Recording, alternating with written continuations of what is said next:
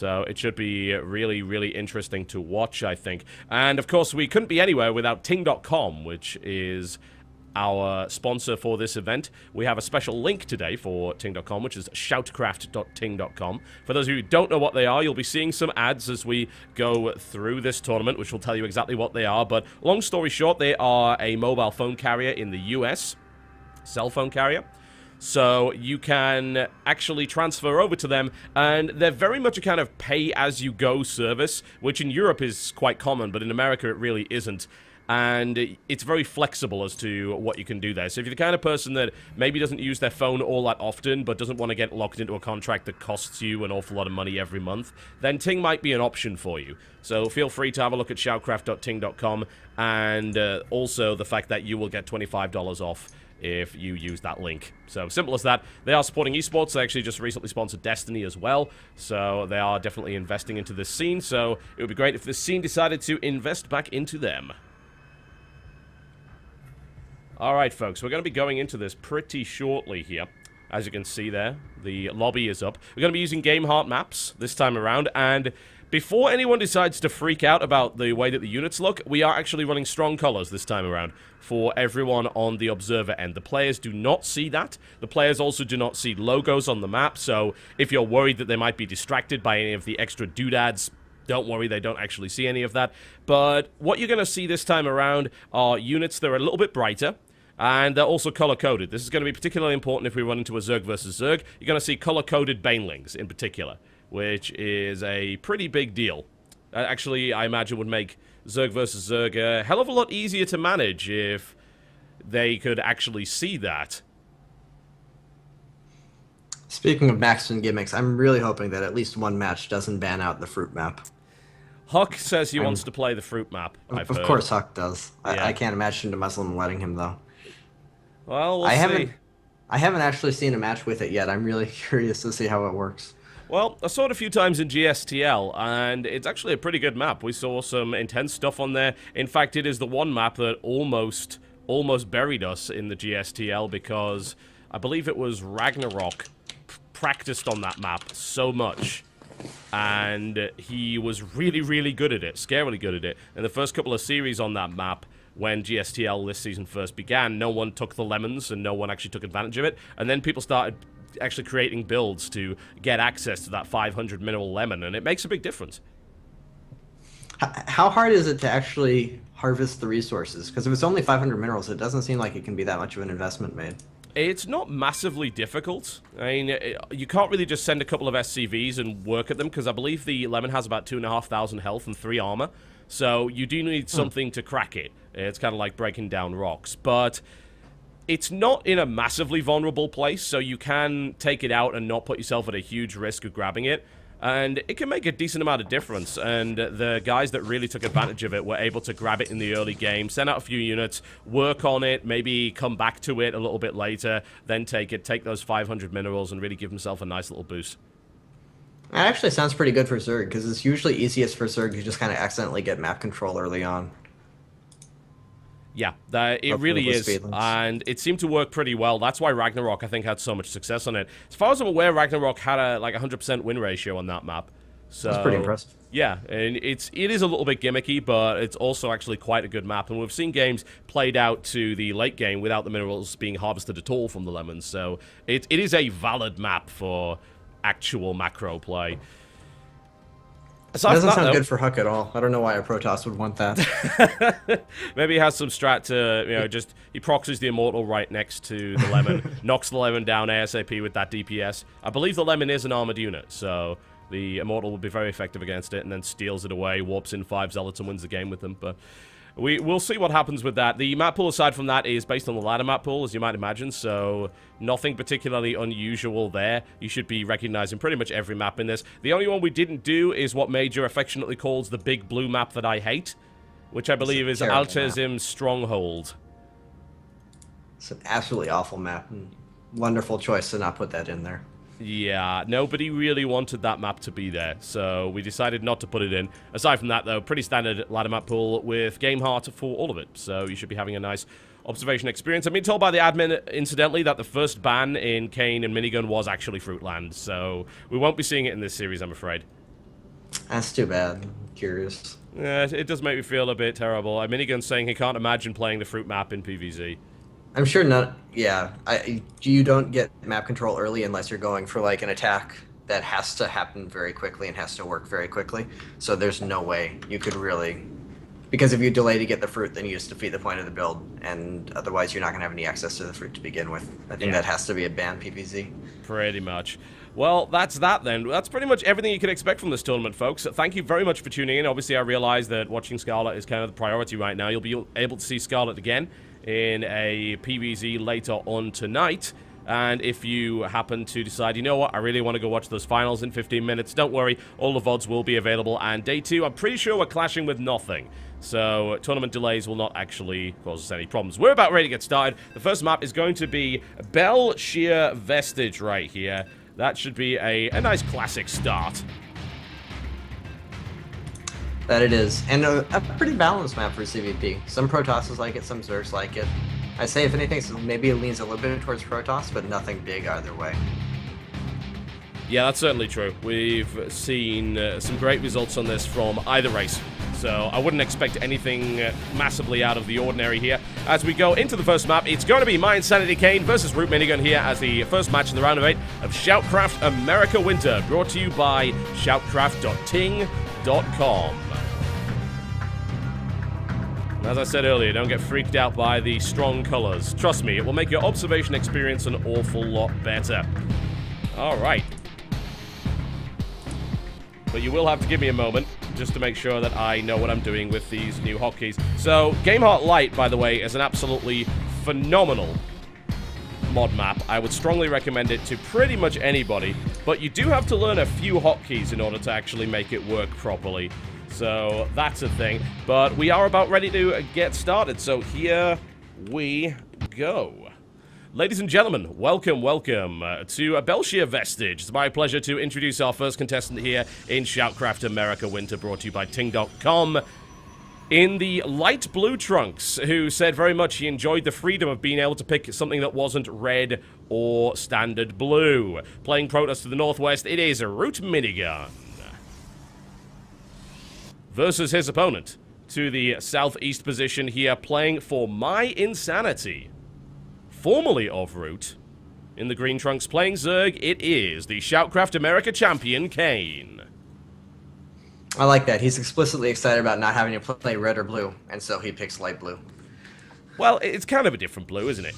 It's a little bit different. It's just a bit. I think you picked it maybe because it goes nicely with the Root logo there. You can't go too crazy with your first time with that freedom. Yeah, you've got to be careful. He was actually freaking out a little bit in the Skype group because he had never had access to such freedom before, and it was just making him feel a little bit uncomfortable. That's completely understandable. With Kane going whole hog right to the green. Straight to the green, yep. Which is going to be a little bit odd because we'll just see normal green banelings. I'm kind of disappointed. I actually want to see Kane go orange. Oh, he's actually scouted. I've never seen Minigun actually go for any kind of proxy 2-gate, but Kane opened up with a pull first and scouted his main for a proxy. So it seems like he's actually kind of worried, but then he doesn't scout the normal cannon position behind the natural, which is a really, really big threat on Bell Shear. So that's kind of a weird mix between unnecessarily risky and unnecessarily safe for Kane. Yeah, it's a little bit odd, actually. That is definitely something I have not seen Minigun do, and I've watched his stream quite a bit. But it is a best-of-5 series, and Minigun does compete in tournaments from time to time, but I don't think that he's really had the chance to run into Kane much ever since the previous SHOUTcraft, where I believe they did go up against each other, and I'm fairly sure that it was Kane kind of taking that, I wouldn't say one-sided, but it definitely looked in Kane's favor most of the series there. So maybe Minigun and Kane just have this weird relationship since then, and they're not entirely sure what each player is actually going to do. Yeah, they were teammates, and that always throws a whole, especially if they practice together a lot, and they are both pretty big ladder players, so I'm sure regardless of the team situation, they played each other quite a bit. Whenever you have a good feel for someone's playstyle and you know they have a good feel for yours, anything can happen because you're both playing mind games and trying to mess that read that you're worried that your opponent has up. So pretty unpredictable, probably. Very normal openings from both. Minigun actually going for the double gas right away, so we're not going to see any kind of very quick zealot shenanigans that are really popular in PvZ right now. But on the other hand, Kane actually went for a very quick speedling after his pool first, which is a really safe and really kind of bad economy build. And it's going to be very unnecessary because Minigun, like I said, not going to go for that early zealot pressure. So he doesn't even need the fast speedlings. And a really fast robo. This is actually, it could be kind of good for Minigun if nothing weird happens. Because Kane just isn't really going to have a great economy going with that pull first and then getting very fast speedling. And Minigun's going to have access to a really, really quick immortal pressure. But Kane just got it right away, so that should help him counterbalance that. Yeah, Minigun also grabbed a mothership call really, really early, but didn't take too much of a risk going out on the map with it. We often see Protoss take that mothership core and just drive it straight across the map immediately, see what they can do, maybe pick off a unit or two, get some good scouting information. But we didn't see that here from Minigun, and only now is he deciding to move across the map with the mothership core. Still, Kane has not gone back into gas here, so no intention of going to a lair yet. Yeah, right now he's just trying to play catch up on his economy because that pull first into hatchery into speedling really, really hurts your drone count quite a bit. So he's going to spend some time trying to compensate for that. And an immediate immortal coming out from Minigun. Yeah. Often when you go a robo that fast, it's to get a warp prism out and do some harassment, but he's going straight immortal, which means that if he really wants to commit to it, he could have like a 2 immortal, maybe 9-minute or even earlier all in, and he's actually going to kill a queen off here. So yeah, Kane's really just very uncomfortable in this early game so far. Yeah, he really, really is. And obviously that Zealot's going to go down, but that's fine. The Zealot even got a decent position to fight in, and this mothership core is having a field day taking out another Zergling as well. Killing that queen so early is actually huge. I mean, Kane is not going to be able to spread his creep. He's not going to be able to inject on all 3 hatcheries yet.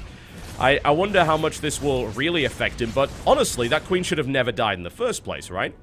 No, it shouldn't have. It was really sloppy. Like you mentioned, he didn't send that mothership core out immediately. He was playing really defensive because he didn't get a unit early on. He was going for this fast tech, not for any kind of a work gate rush. So Kane just kind of saw that and was just playing kind of cocky. He didn't think there was anything he had to worry about. So he had that queen out there all nice and ready to get the injects going. And he just didn't see the Zealot and the mothership core walking across the map. And there's already 2 immortals with a 3rd one coming out. So this is actually going to be like a super all-in. He has only 2 gases, which Kane is scouting. So he knows it's going to be an all-in. But this is the kind of build that's just so powerful that even if you know it's coming, when you take damage early on, as Kane has, kind of inefficient build order, and then losing that queen, sometimes you just can't stop it even if you know it's coming. And this is a very powerful build. Yeah, it's looking really, really good already here for Minigun. A Spine Crawler's going up, there's being Roaches added, but of course these 3 Immortals are going to make very quick work of 7 Roaches. War Prism's coming in. Great placement of the Zergling there by Kane to see this going out. So he's got as much warning as he could have ever possibly wanted. He's going to attempt a run-by, actually, and there is currently nothing... Oh, never mind here. Minigun actually walled himself off after he left, so he realized the possibility of a Zergling flank. Is now warping in a Zealot and a Sentry to try and deal with that. Pylon went down, but Minigun puts down another one. There's a lot of Lings pressuring this front, though. I actually have to wonder if this will break it. He used his force field in the wrong place. He didn't... The morphing pylon went down.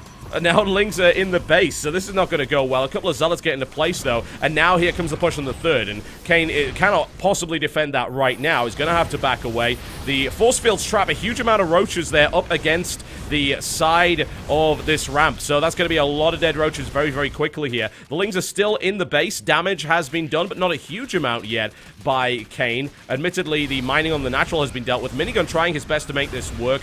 I'm wondering whether... Ah, there's the Warp Prism just kind of joining the fight here. I see another Immortal goes down, and actually, Kane is starting to shove this back in a pretty big way.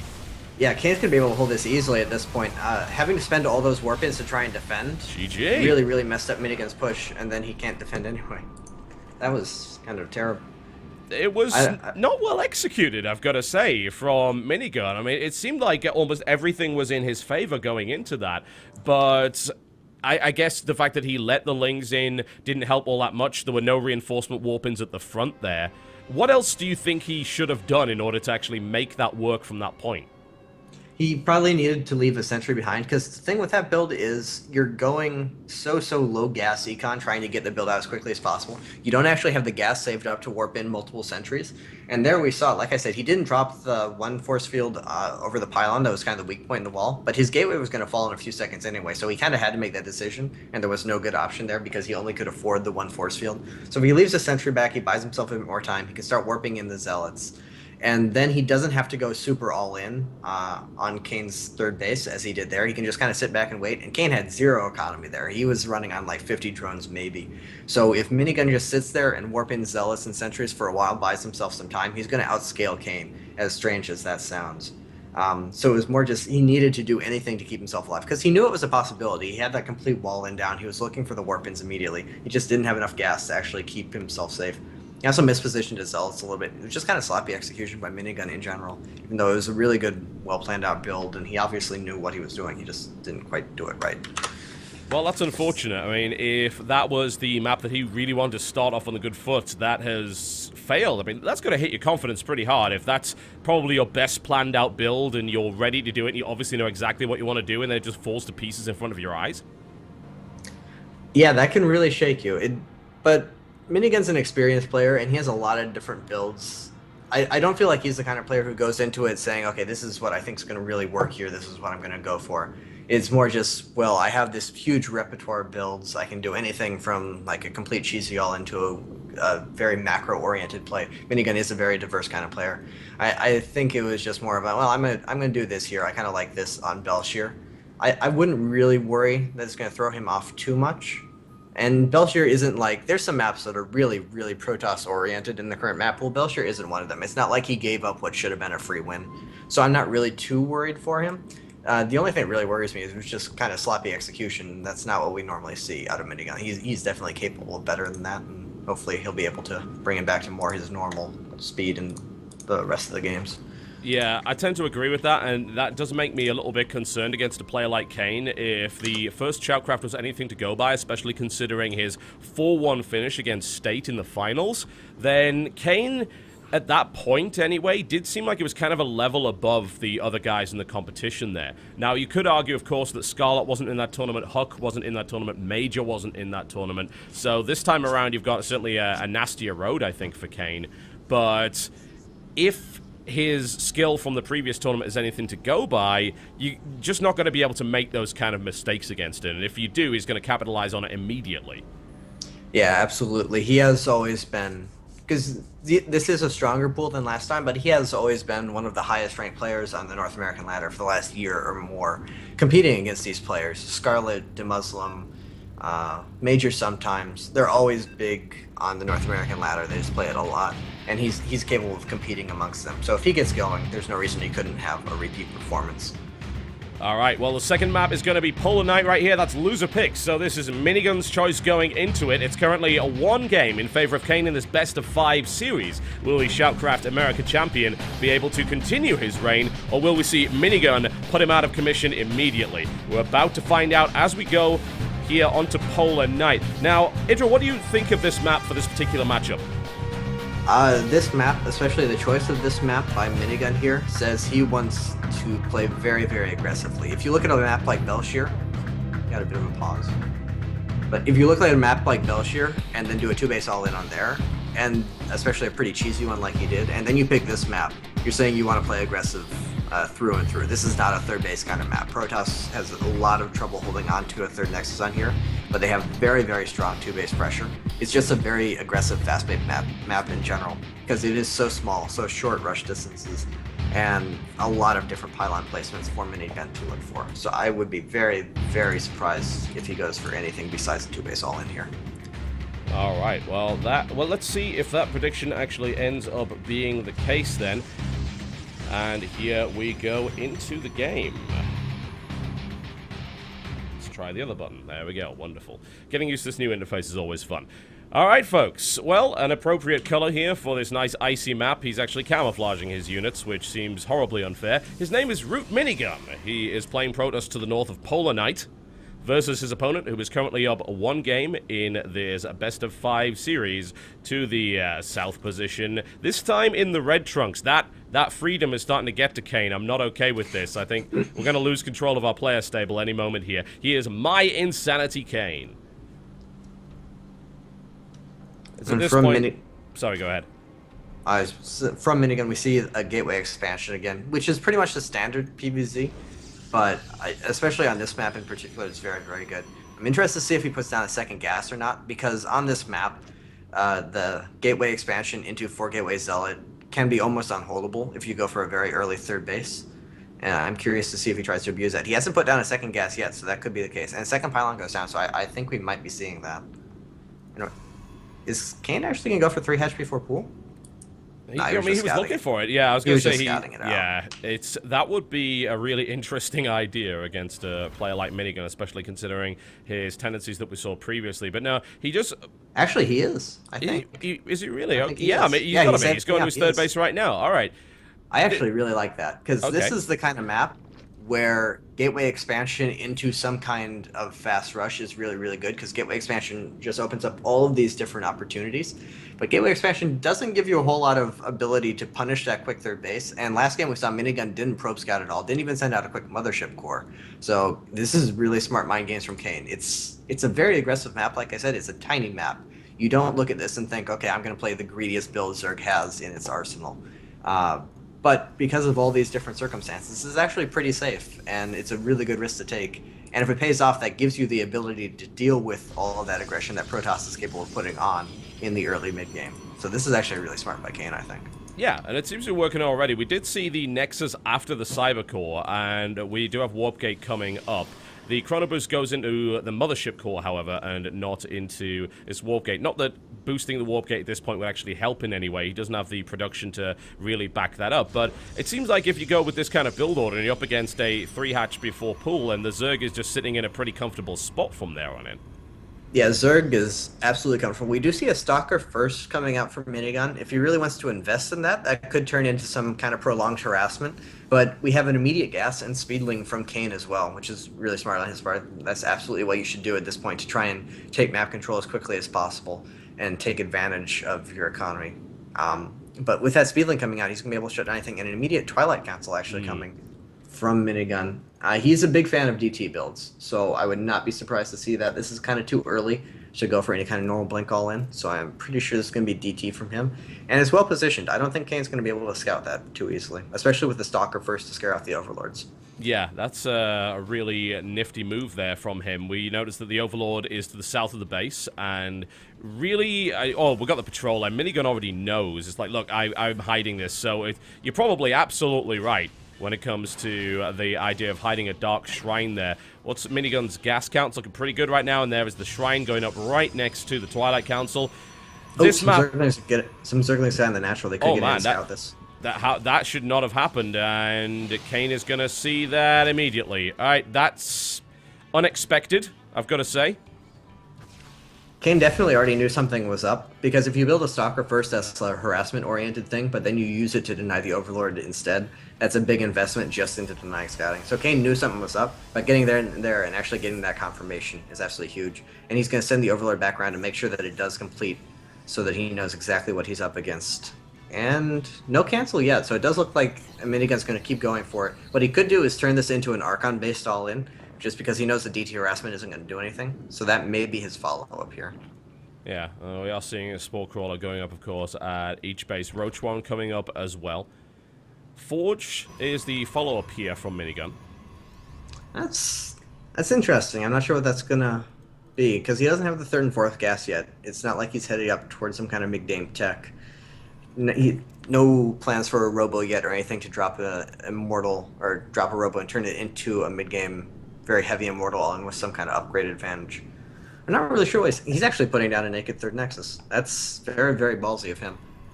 If if Kane just sends out some speedlings, he can cancel that for sure. There's essentially no units on the map for Minigun. Well, Kane's already scouting it. I mean, Kane has been on top of pretty much everything up to this point.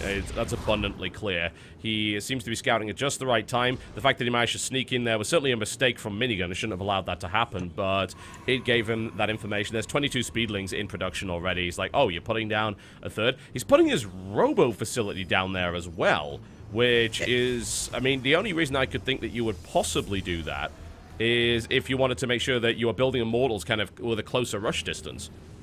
A little bit of that, and a little bit of just getting a building wall up as quickly as possible. But Kane, and he misses his force fields. Kane actually just gets in there, he's going to kill everything. And this is going to be a huge advantage for him. He's going to take out the Robo, as you said, as well as the Nexus, deny that 3rd base. And Minigun has no other follow-up. He has nothing back in his main. So this might be a quick 2-0 for Kane here. it is looking pretty bad, isn't it? I mean, he was already restricted in terms of his options after he got his DT Shrine scouted, but hey, this is messy. The Robo is going to die, and that was tech that really he didn't have to put there, and he didn't gain any benefit from putting there, certainly. And Minigun is sort of trying to chase him away with a Dark Templar, but I don't see any way that you could possibly argue from this position that Minigun is not in a really tough spot. He even let the Robo finish, so that's an extra 200 down the drain. They're on essentially equal Harvester counts, which is the one thing kind of going for Minigun, but he's just so far behind in terms of production, map control, especially Army, because as long as Kane keeps scouting, which he has shown every tendency to thus far this game, he's just going to deny that third base for absolutely forever. It's already hard to take a third on here, but when you're this far behind in Army, as Minigun is, that just is not going to be allowed to happen. And he has he's replacing the Robo, but he doesn't have many gateways. He has like a standing army of 4 sentries. I just really don't know what he can do here to have any chance. They are still very equal on Harvesters. That's weird. It's looking like Keynes wants to just go for a Roach Hydra all in and finish it off really quickly. Yeah, it seems to be. I think perhaps it is the amount of units that were built by Kane that sort of delayed the fact that he could have otherwise had like 80 drones at this point. But he did build a lot of Lings. He built quite a few Roaches. He's kind of getting even a little bit of luxury tech here, in my opinion, grabbing a Burrow as well, knowing that, oh, I just killed your Robo, you're not going to have any detection, so Burrow will be an option here. You're probably going to be scrambling to try and get Immortals or something along those lines, which means you may skip the Observer. And it's just a nice little safety option. And the Hydras are on the way, as you said, and Roach Hydra is absolutely effective against Gateway. No real problem there. Even the Warp Prism gets scouted on the way out here. Minigun is in just a world of hurt here. The Warp Prism getting scouted here isn't really the end of the world, because he's not looking, well, as long as he doesn't lose it. If he loses it, obviously, that is the end of his world. He's not really looking to do damage here. He's more just looking to keep himself alive, because right now it's 3 base versus 3 base, and they're still on actually a Harvester lead for Minigun. So this is almost an all-in from Kane here. He's going kind of unnecessarily aggressive, in my opinion. So if this Warp Prism can buy him time, Minigun's absolutely happy with that. And 3 DTs could actually do a lot of damage to his base right now. Kane is pretty naked at home.